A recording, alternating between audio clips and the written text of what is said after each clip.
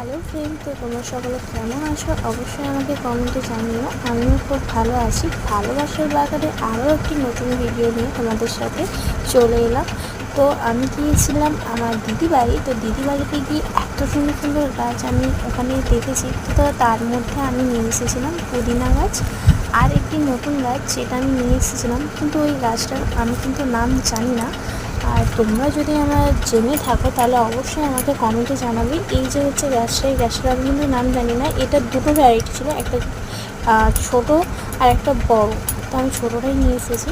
তো আমার আর যে সময় আমি গাছগুলো নিয়ে এসেছিলাম সেই সময় আমার মাটি তৈরি ছিল না, আর গাছগুলো যাতে কোনো রকম নষ্ট না হয় সেই কারণে আমি অ্যালোভেরা গাছের সাইডে একটুখানি জায়গা ছিল, তার মধ্যেই এই দুটো গাছকে আমি লাগিয়ে রেখে দিয়েছি। আর সত্যি কথা বলতে আমি যেটা কল্পনা করিনি, দুটো গাছ কিন্তু খুব সুন্দর মতো সারভাইভ করে গেছে। আর এই দুটো গাছ যখন আমি রিপোর্টিং করব তোমাদের সাথে অবশ্যই সেই ভিডিওগুলো আমি শেয়ার করব। আর আমি এর পাশাপাশি পুদিনা গাছটাও লাগিয়ে নিলাম, কারণ পুদিনা গাছটাও যাতে মরে না যায়। আর তোমাদেরকে বলবো যে তোমরা যদি এই রকম ভিডিও দেখতে চাও তাহলে অবশ্যই আমার চ্যানেলটাকে সাবস্ক্রাইব করে রাখো। আর আমার এই আইডিটা সম্পূর্ণ নতুন আইডি।